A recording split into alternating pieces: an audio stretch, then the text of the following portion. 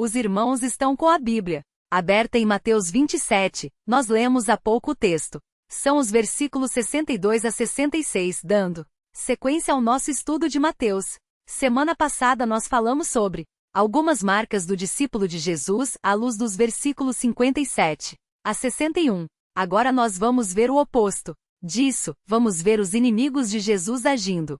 Mas eu não vou destacar as marcas dos inimigos de Jesus, eu vou destacar as ações deles. Como os inimigos de Jesus agem. Porque esse trecho dos versículos 62 e 66, ao narrar algumas formas de ação dos inimigos de Jesus, o texto acaba por estabelecer uma espécie de padrão de conduta. Então é possível ver essas formas de agir nos inimigos de Jesus não só aqui, nos versículos 62 a 66.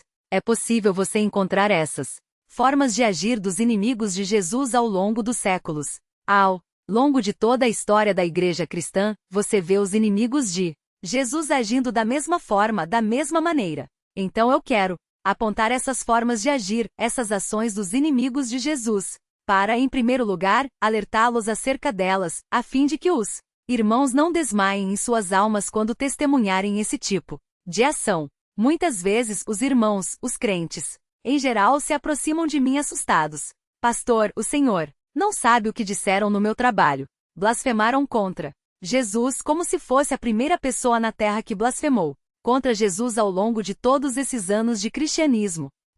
A minha resposta é: o que você esperava de um incrédulo que vive nas trevas, que é cego, que está sob o domínio do diabo? Você esperava o quê? Que ele cantasse Aleluia de Handel durante o trabalho? Mas é claro que ele vai dizer essas coisas. É óbvio que ele vai dizer isso. Da sua boca só emana isso. Imundícia, sujeira, só isso. A pessoa é assim. A sua alma é assim.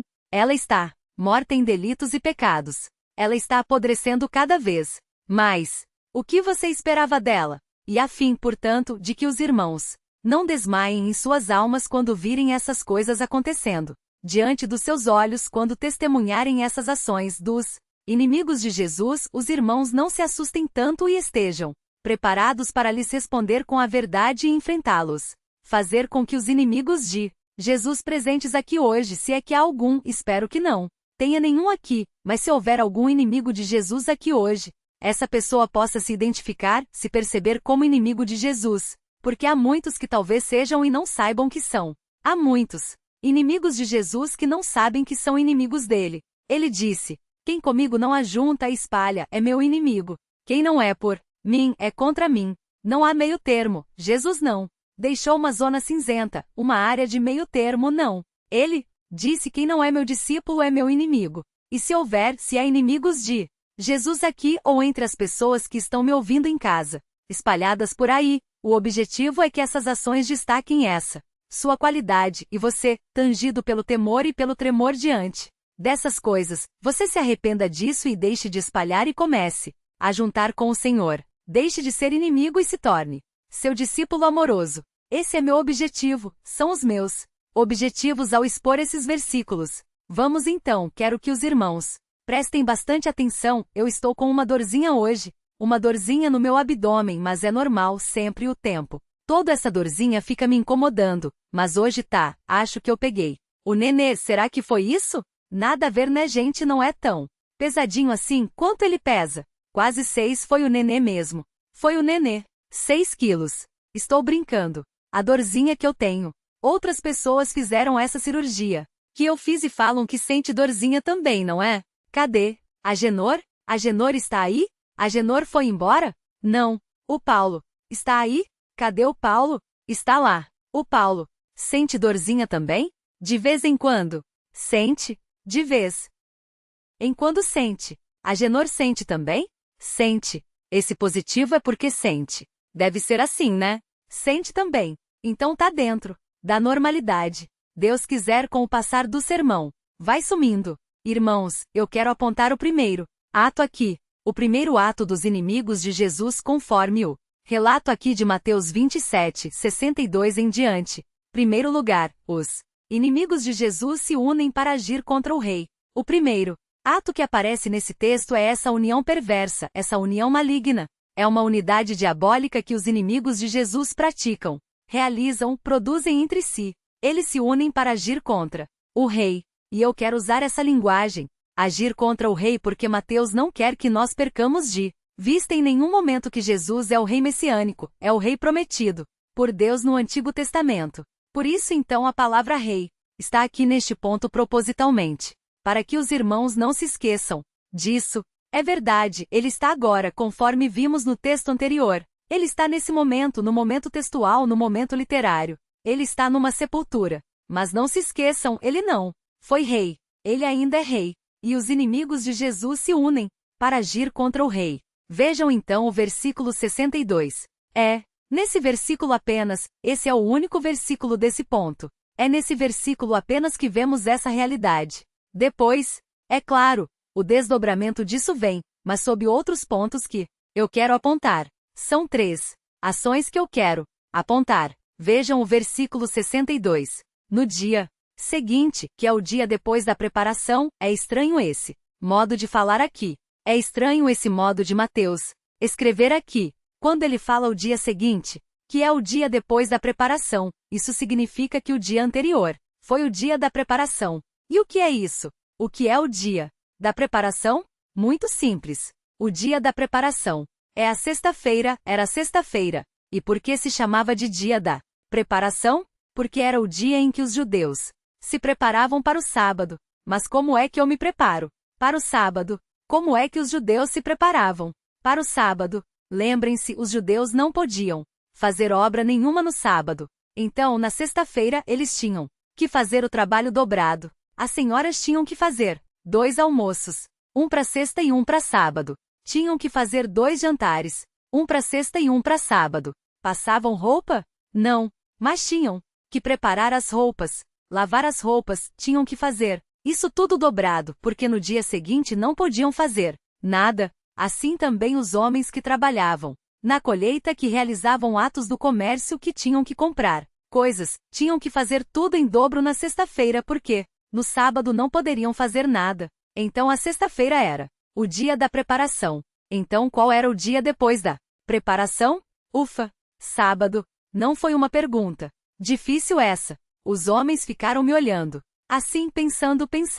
Eu até escutei o barulhinho girando. Assim, claro, o dia depois da preparação era sábado. Agora, por que Mateus não fala isso direto aqui? Porque ele fala no dia seguinte, que é o dia depois da preparação?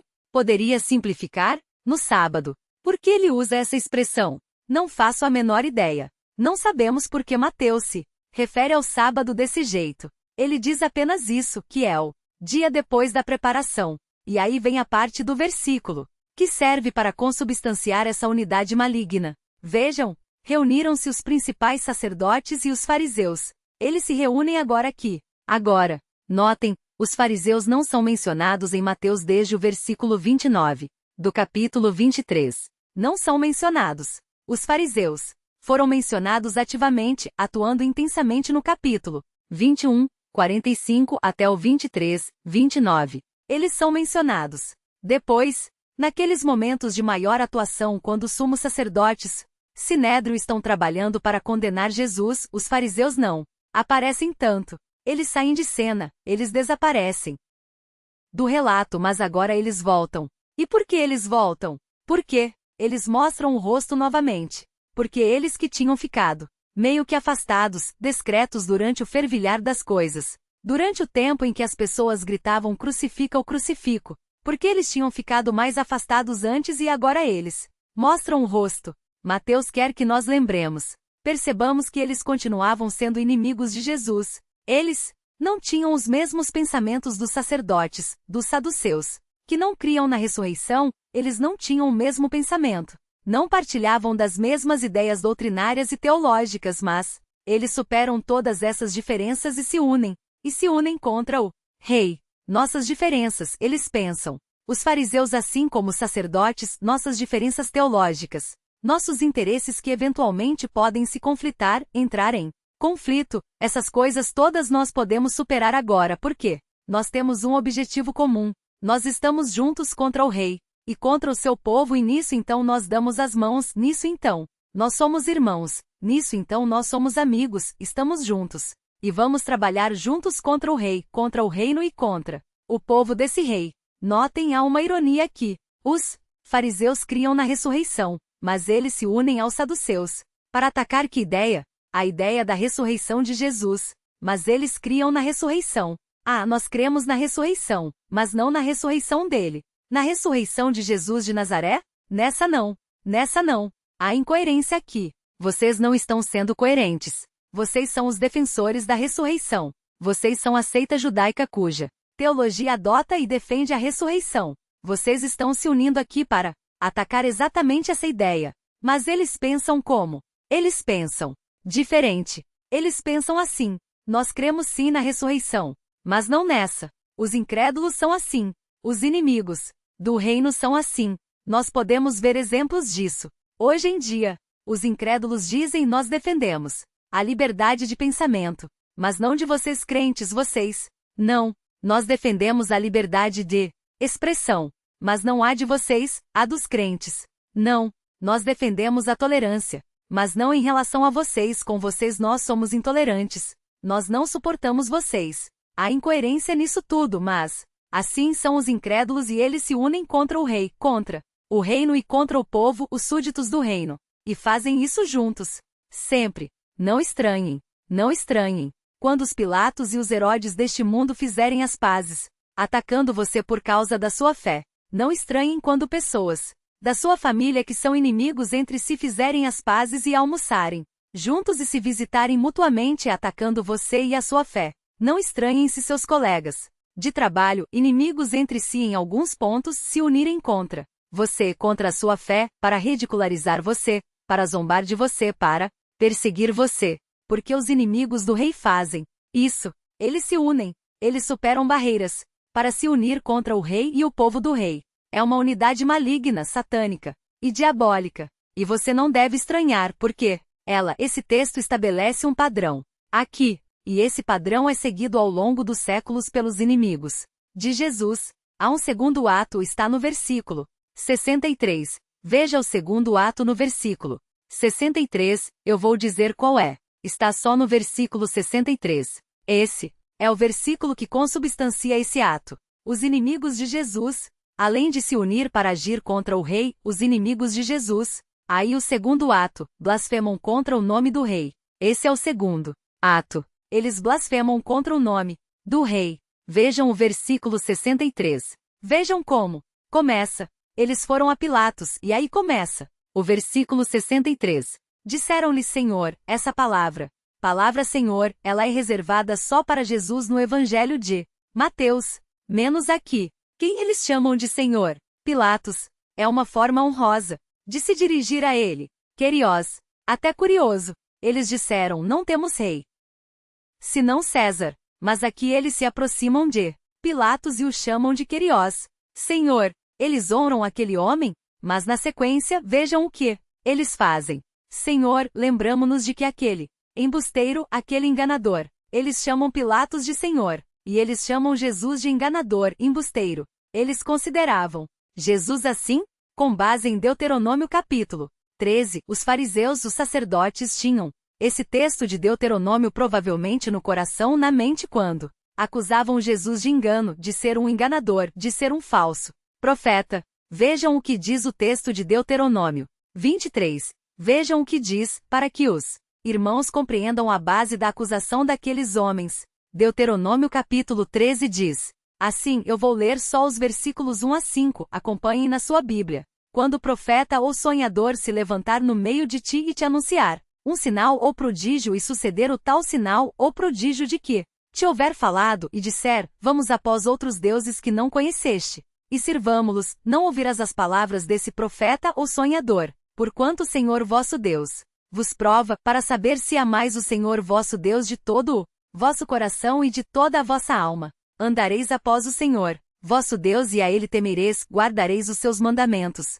ouvireis a sua voz, a ele servireis e a ele vos achegareis. Esse profeta ou sonhador será morto, pois pregou rebeldia contra o Senhor vosso Deus que vos tirou da terra do Egito e vos resgatou da casa da servidão para vos apartar do caminho que vos ordenou o Senhor vosso Deus para andar. Diz nele: assim eliminarás o mal do meio de ti. Os judeus sabiam como detectar um falso profeta quando o falso profeta anunciava um sinal ou prodígio, e o prodígio não acontecia. Aí era fácil. Aí é falso profeta. Pedra nele. Mas e quando o falso profeta falava? E acontecia. E quando ele dizia, olha, levanta, toma o teu leite e anda. E a pessoa andava. Como fazia? O texto dizia, ouçam, o que esse profeta diz antes de segui-lo. Porque se ele disser algo contra a palavra, então ele é falso profeta, mesmo fazendo milagres. Era nesses termos que os líderes judaicos consideravam Jesus um falso profeta. Dizia, ele faz esses sinais, mas ele vai contra as tradições. Então ele não é um profeta verdadeiro, ele deve ser morto. Era nesses termos que eles consideravam Jesus ou desejavam encaixar Jesus nessas acusações, e por isso diziam que ele era um enganador. Assim, ele realizou sinais. Ele realizou algumas coisas que nós talvez não possamos negar, mas ele continua sendo um enganador nos termos que nós conhecemos. Aqui nós temos acesso em Deuteronômio no capítulo 13. Nós sabemos depois, na sequência, que os enganadores eram eles. Se os irmãos olharem, o capítulo 28 está aí, é só virar a página. Logo em seguida, o capítulo 28 diz assim no versículo 11, vejam quem eram os enganadores. Quem eram os mentirosos? Veja o que diz o texto. O texto diz que indo elas, eis que alguns da guarda foram à cidade e contaram aos principais sacerdotes tudo o que sucedera. Aqui é o relato da ressurreição. Os guardas contaram para as autoridades que o túmulo estava vazio. Eles tinham ficado na frente do túmulo, protegendo o túmulo, guardando o túmulo. Mas houve um terremoto, nós sabemos pelos evangelhos, e a pedra se moveu. E o Senhor saiu do túmulo. E os guardas não tinham como explicar isso. Eles então narraram o que havia acontecido para as autoridades, e o texto diz no versículo 12 do capítulo 28. Reunindo-se eles em conselho com os anciãos, deram grande soma de dinheiro aos soldados, recomendando-lhes que dissessem: vieram de noite os discípulos dele e o roubaram enquanto dormíamos. Caso isto chegue ao conhecimento do governador, nós o persuadiremos e vos poremos em segurança. Eles, recebendo dinheiro, fizeram como estavam instruídos. Essa versão divulgou-se entre os judeus até o dia de hoje. Quem são os enganadores? Quem são os mentirosos? Fica claro aqui. Mas eles acusam Jesus de ser enganador. Eles blasfemam contra o Senhor. O texto diz no finalzinho, na sequência do versículo 63, o texto diz, aquele embusteiro enquanto vivia disse, depois de 3 dias ressuscitarei. É curioso que eles se lembram do que Jesus falou. Jesus disse que ressuscitaria publicamente. Mateus 12, no versículo 40, mostra ele dizendo isso a todos. Ele não havia dito isso somente aos discípulos. Ele havia dito isso repetidas vezes para os discípulos. Mas ele havia dito isso também em aberto para os outros ouvirem. E Mateus 12, 40 mostra isso. Mas é curioso que parece que os discípulos não se lembram disso. Os inimigos se lembram. Os inimigos se lembram. Eles dizem, nós lembramos que quando ele estava vivo, ele disse que queria ressuscitar.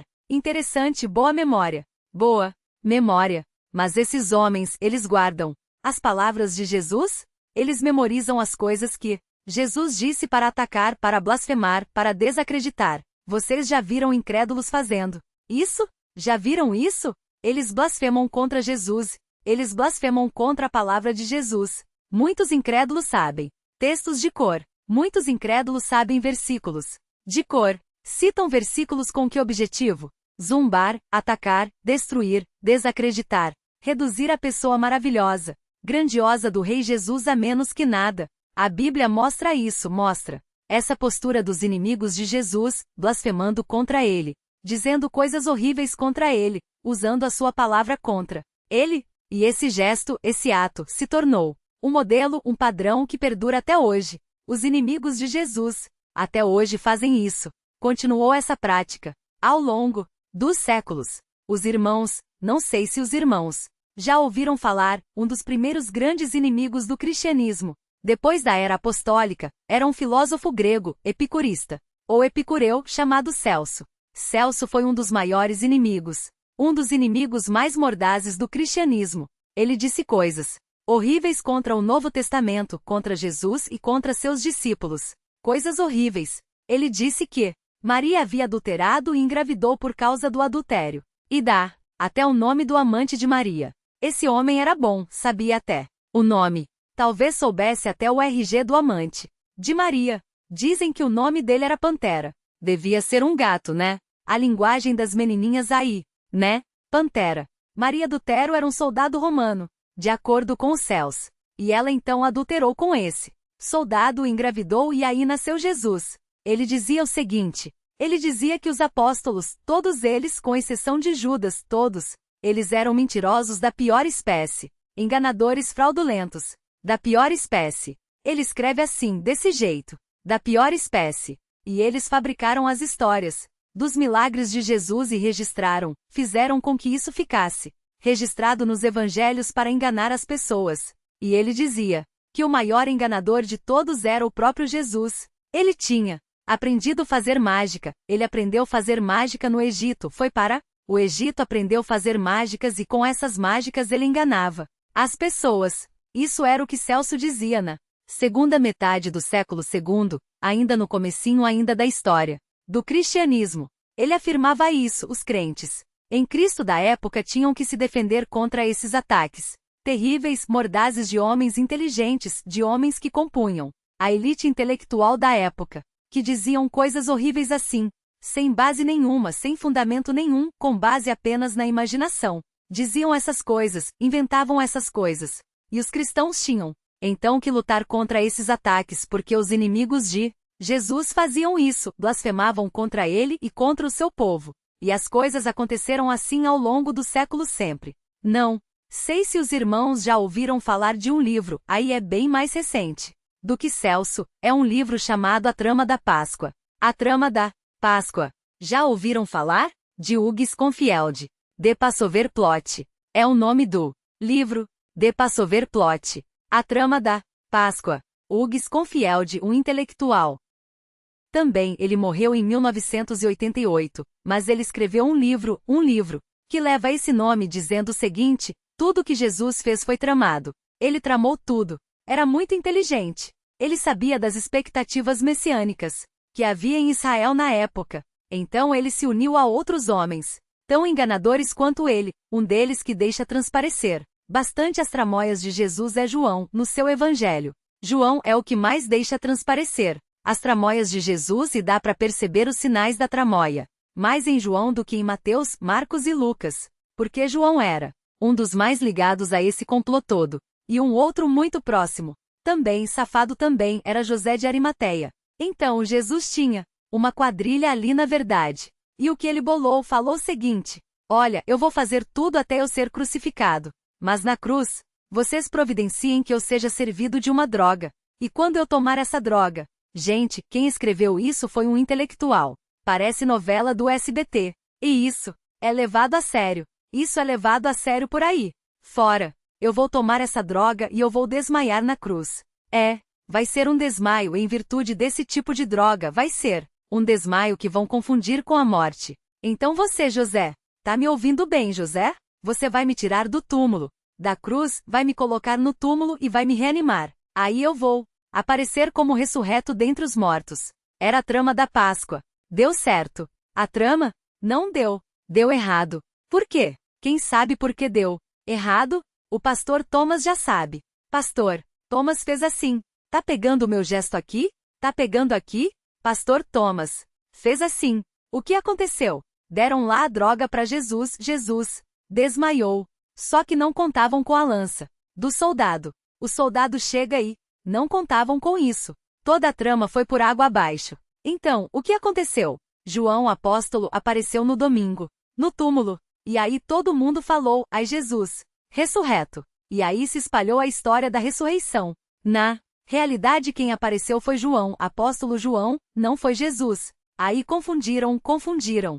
Se fosse muito parecido, confundiram João com Jesus e a história da ressurreição se espalhou. Irmãos, isso é tão estúpido, é tão ridículo isso, mas essas coisas são levadas a sério pelos inimigos de Jesus que insistem em dizer: ele foi um enganador, ele foi ou um enganador, ou um homem ingênuo, um sonhador. Tinha alguns ideais, tinha alguns sonhos, ou então tinha mais intenções e era só isso, era só até aí. que dá para ir na construção de uma definição desse homem, ou um ingênuo ou um mentiroso. Os inimigos de Jesus fazem isso. Eles blasfemam contra o nome do rei. Não estranhem quando vocês virem isso. Quando vocês virem o nome de Jesus sendo blasfemado no seu trabalho, na sua faculdade, na sua família, entre os seus amigos, não estranhe isso. Esse é um padrão que foi fixado. Foi fixado pelos sacerdotes, fariseus. Eles fixaram esse padrão como filhos do diabo e todos os filhos do diabo seguem esse padrão. E há o último gesto, o último ato aqui. O último gesto, o último ato está nos versículos 64 a 66. E o último gesto, o último ato, é o seguinte: os inimigos de Jesus, os inimigos do rei lutam contra a esperança baseada na vida do rei. Os inimigos de Jesus lutam contra a esperança. Qual é a base da nossa esperança? Como eu sei que eu vou viver para sempre? Jesus disse: porque eu vivo. Como termina? Porque eu vivo, vós também vivereis. Como nós cantamos aqui na igreja. Porque ele vive, eu posso crer no amanhã. Um dia eu vou cruzar o rio, nós cantamos. Mas eu sei que eu vou viver para sempre, porque ele está vivo. Porque vivo está, nós cantamos. Essa é a base da nossa esperança. É por isso que quando nós nos vemos diante da morte, nós dizemos como São Francisco de Assis: venha. Foi assim que Francisco falou diante da morte. Venha, irmã morte. Ele chamava tudo de irmã, né? Francisco chamava tudo de irmã.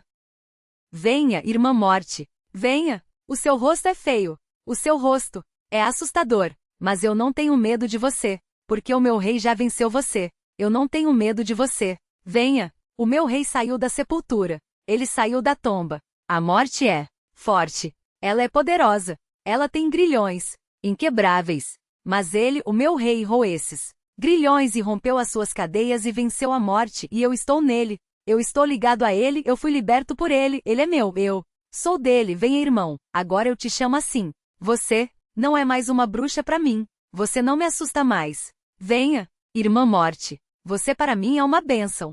Para mim você é lucro. Para mim você é lucro. Venha, vem lucro meu. Venha. Por que temos essa esperança? Porque ele vive. Mas o que os inimigos de Jesus querem fazer? Eles querem destruir essa esperança. Totalmente. Não. O corpo de Jesus está em algum lugar na Palestina, em algum túmulo, onde vão achar? Os restos mortais deles estão em algum lugar ali. Um dia acharão. Esqueçam isso. Isso é mito. Jesus ressuscitou nos nossos corações. É assim que dizem? Na nossa lembrança. Não vive de fato. E assim tentam esvaziar a nossa esperança. E fizeram isso aqui. Tentaram fazer isso aqui. Veja o que diz o versículo 64. Ordena, pois, que o sepulcro seja guardado. Esse verbo guardar, aparece 3 vezes aqui, nesse relato. E o objetivo dessa repetição é mostrar que o corpo de Jesus foi guardado mesmo. Por que Mateus quer dizer que o corpo de Jesus foi guardado mesmo? Por quê? Porque ele repete o verbo guardar. Porque isso acabou sendo um tiro pela culatra. Guardar o corpo de Jesus foi bom para nós. Porque isso garante que ele não foi roubado. Sem querer, aqueles homens fizeram um favor para os cristãos. Então, Mateus realça isso: o corpo foi guardado, o corpo foi guardado. O corpo foi guardado para mostrar para os cristãos: olhem, fiquem seguros da ressurreição, porque não havia como eles saírem do túmulo de outro jeito, senão através da ressurreição. Não tinha como. Então esses homens fizeram um favor para nós. Foi bom eles terem guardado. E é por isso que o verbo é repetido tantas vezes aqui. E o texto continua: seja guardado com segurança até o 3º dia. Porque eles queriam que fosse guardado até o 3º dia? Porque Jesus tinha dito que ele ressuscitaria no 3º dia. Se ele aparecesse, se aparecesse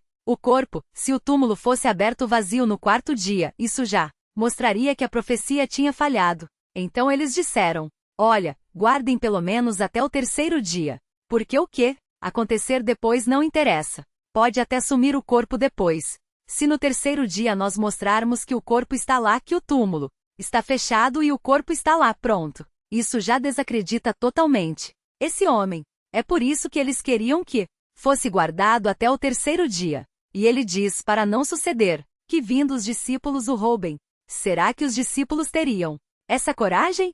Lembram que eu falei na semana passada que eles sumiram há muito tempo? Fugiram há muito tempo, não aparecem. Mas no relato. Onde eles estão? Eu achei. Eu achei depois de muito procurar. Não estão aqui em Mateus. Eles estão escondidos.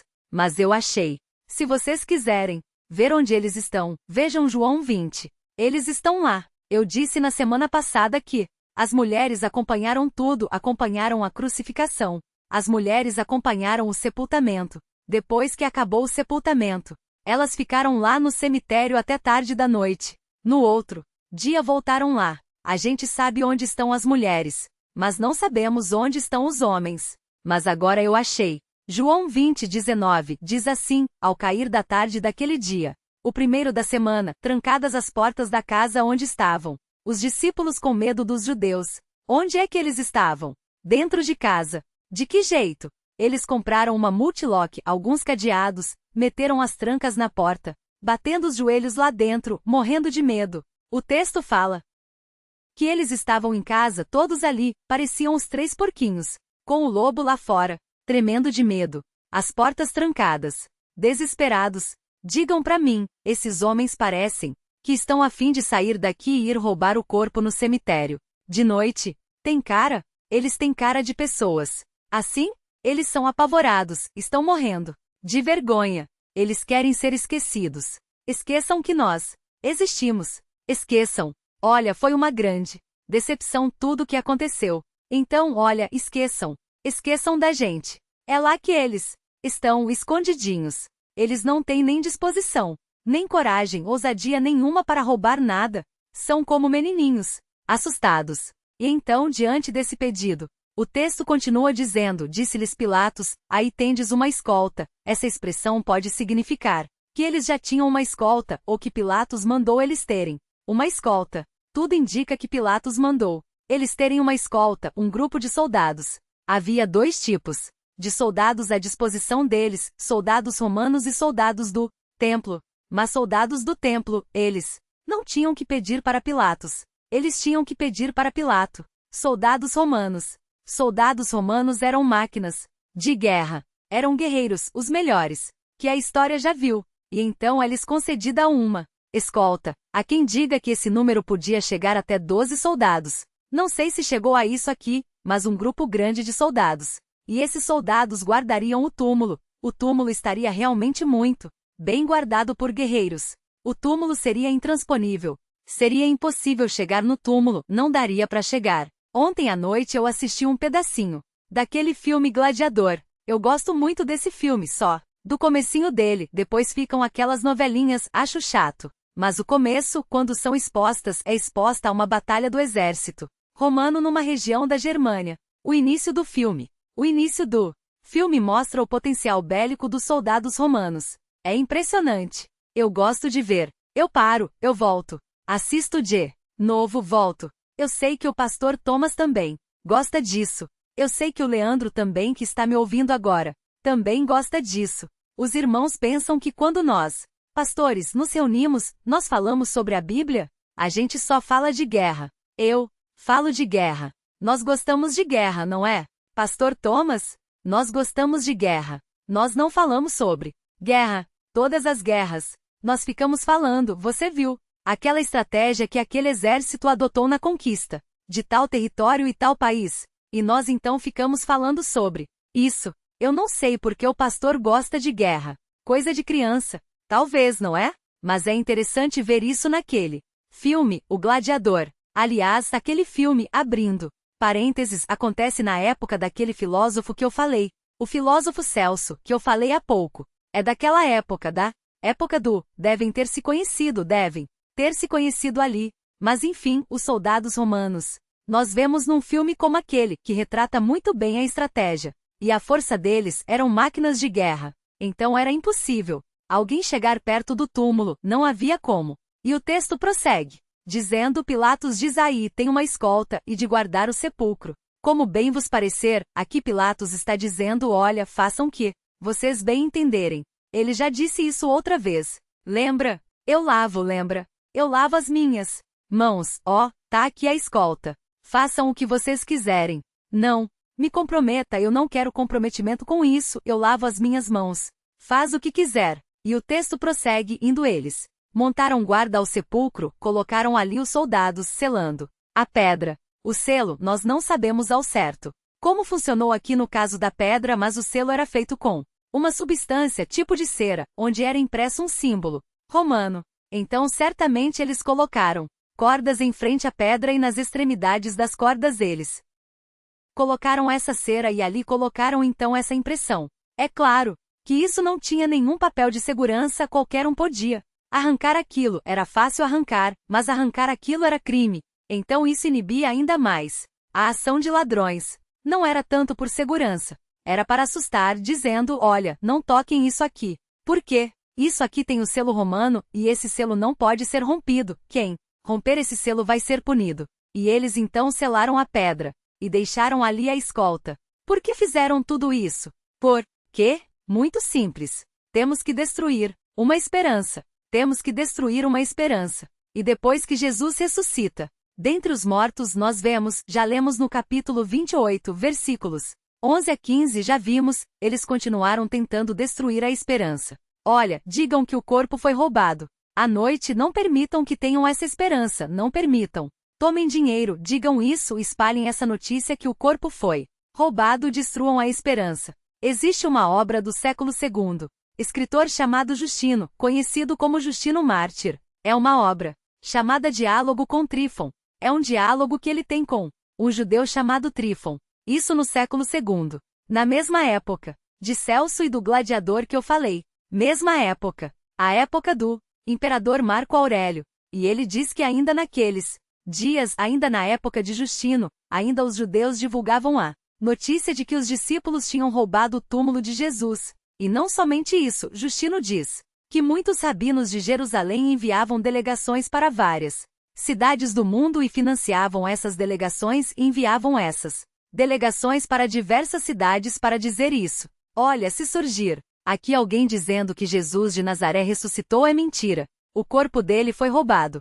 No século II ainda faziam isso, enviando essas delegações para esvaziar a esperança da ressurreição. E assim agem os inimigos de Jesus, até hoje, dizendo que Cristo não ressuscitou, e que a nossa vida se resume apenas ao que vemos aqui. Comamos e bebamos. Só isso. Comamos e bebamos. Porque amanhã morreremos. Não há esperança nenhuma no além. Nada. Nós simplesmente vamos apodrecer. Como as árvores, como as plantas. Como os insetos, como os animais. Depois da morte, apodreceremos. Só. Por isso, coma, beba e aproveite a vida. Porque tudo que há aqui. No além não há nada, não existe além. Não tem esperança, arranque. Arranque dessa vida o que você puder, pilhe essa vida ao máximo que puder, arranque dela porque depois não há mais nada. Só o seu perene apodrecimento. É isso que ensinam por aí. Os inimigos de Jesus ensinam isso por aí. E é por causa dessa pregação que nós temos visto o caos moral se instalando. Os jovens querem arrancar do mundo tudo que o mundo tem, porque estão desesperados. Tenho que aproveitar agora porque depois tudo acabará. É uma vida sem esperança. Eu vou morrer e meu destino é como dos animais, então deixe-me viver como os animais, suprindo-me e saciando todos os meus desejos sem nenhum critério, sem nenhum limite. E assim vivem as pessoas como animais. Quando nós tiramos a esperança cristã do coração dos homens, eles se tornam menos homens, se tornam bichos. O que acontece com eles? Bem, estão aí as 3 ações. Quais são elas? Primeira, eles se unem para agir contra o rei.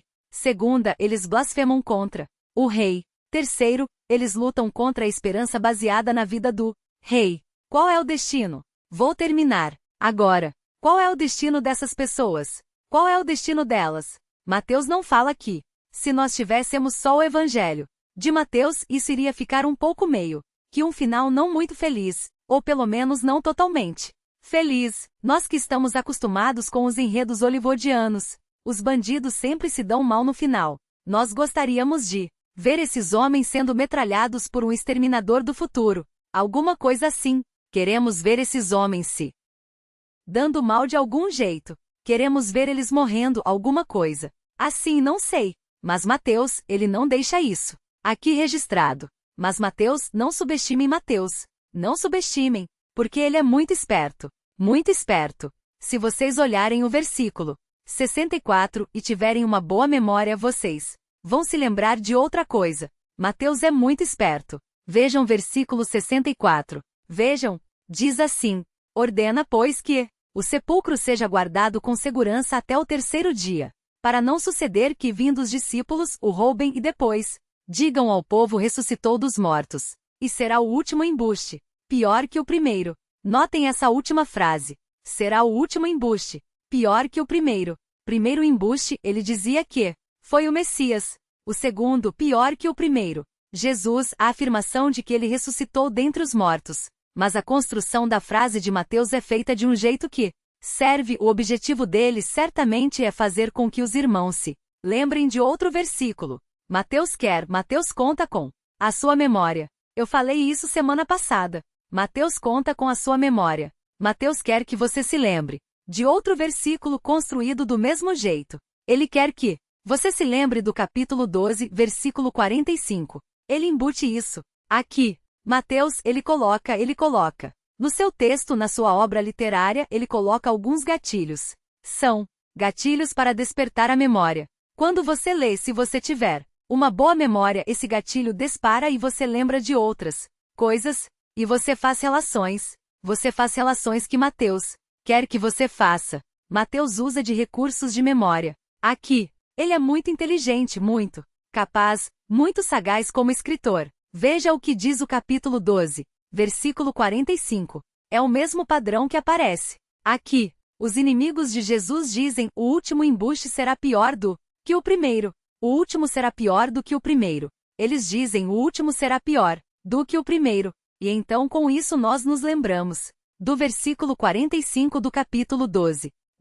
45, o texto diz assim: palavra de Deus, então vai e leva consigo outros 7 espíritos, piores do que ele, e entrando, habitam ali. E o último estado daquele homem torna-se pior do que o primeiro. Veja o final do versículo. Assim também acontecerá essa geração perversa. Leitores, não se esqueçam, não.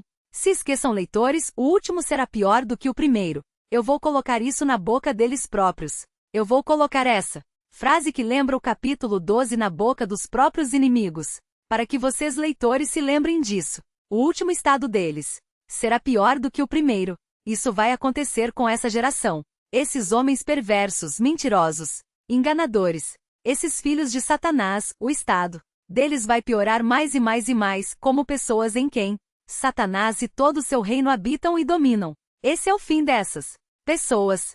Mateus não fala isso abertamente. Ele apenas faz com que na nossa mente surja um lampejo. Ele faz um flash raiar na nossa mente, na nossa memória. Ele faz com que você leia a frase. E quando lê a frase, aquilo brilha. O último será pior do que o primeiro. Esses homens estão fadados a uma desgraça e uma ruína sem fim. Você é um inimigo de Jesus? Você é.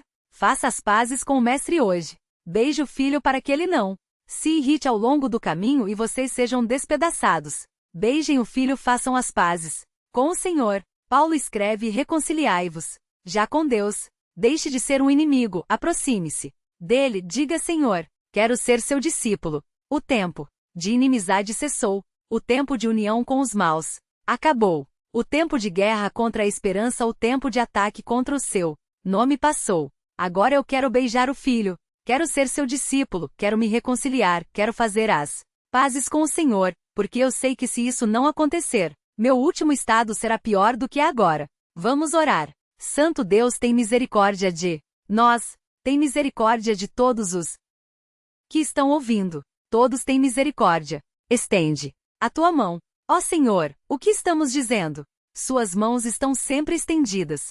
Sempre. Mas haverá o tempo em que elas serão recolhidas. Ó Deus, ajuda, faça sua luz brilhar. Quebra corações, faça com que os seus inimigos se dobrem e beijem o seu filho e façam as pazes com o Senhor e se afastem da associação com os maus, com os seus inimigos e sejam seus discípulos, herdeiros do seu reino, pessoas que glorificam o seu nome, que exaltam a tua palavra. Ó Deus, que hoje, aqui neste salão, que hoje nas casas que estão me ouvindo, que hoje nos lugares mais distantes onde esse sermão chegou, ou vai chegar, que a tua paz seja inaugurada nesses lugares, no coração de dezenas de centenas de milhares de pessoas.